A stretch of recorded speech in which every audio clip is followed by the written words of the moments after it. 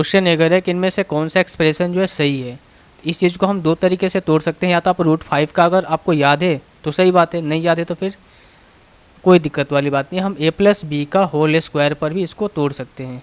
ठीक है, अगर मैं पहले वाले की बात करूँ, यहाँ पर इसको मैं तोड़ूँ तो a का स्क्वायर क्या हो जाएगा 5 प्लस a हो जाएगा 5 और प्लस में a कितना हो जाएगा भाई आपका 2√5 × 5 होगा ना 25, यानी कि कितना हो जाएगा आपका 10 हो जाएगा। तो 5 और 5 10 और 10 कितना होता है 20।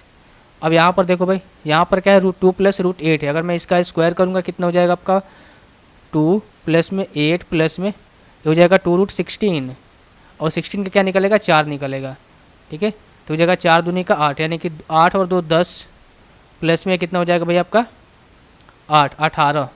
तो जाहिर सी बात है 20 जो है 18 से क्या है बड़ा है, यानी कि पहला वाला स्टेटमेंट बिल्कुल सही है।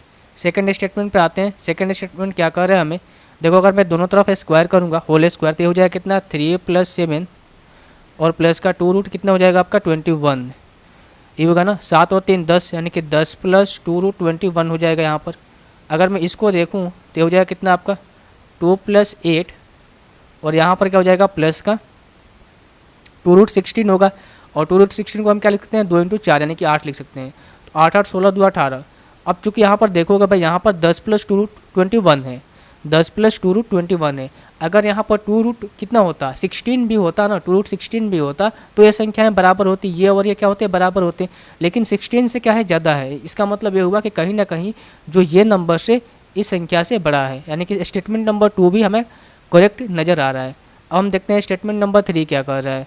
अब यहाँ पर देखो √5 और √5 है, तो मैंने इसको और इसको तोड़ के रखा है। पहले वाले इक्वेशन में कितना आ रहा था 20 आ रहा था, और यहाँ पर √3 + √7 है। जब मैंने इसको तोड़ के देखा, जब हमने इसको तोड़ के देखा तो क्या 10 + 2√21 आया, यानी कि 10 + 2√21 आया। अब चूंकि हमने क्या देखा कि अगर यहाँ पर √16 होता, ठीक है भाई √16 होता, अगर यहाँ से √16 होता तो भाई वैल्यू क्या होती, √16 होता तो वैल्यू क्या होती है बड़ी होती, लेकिन यहाँ पर 2√21 है, 2√21 है। अगर मैं 21 के जगह पे √25 लेता तो यहाँ से 5 निकलता, 5 × 2 करते 10 और 10 10 भी क्या होता 20, तो ये संख्याएं बराबर होती। यानी कि अगर रूट के अंदर 25 होता तो संख्याएं बराबर होती, रूट के अंदर 21 है, जाहिर सी बात है ये संख्याएं क्या है 20 जो है इस संख्या से बड़ी है, क्या है इस संख्या से बड़ी है। यानी कि स्टेटमेंट नंबर 3 भी हमारा जो दिया है वो सही दिया है। कहने का मतलब ये हुआ कि इनमें से all expression are true, option number 4 जो है इस क्वेश्चन का आंसर हो जाएगा।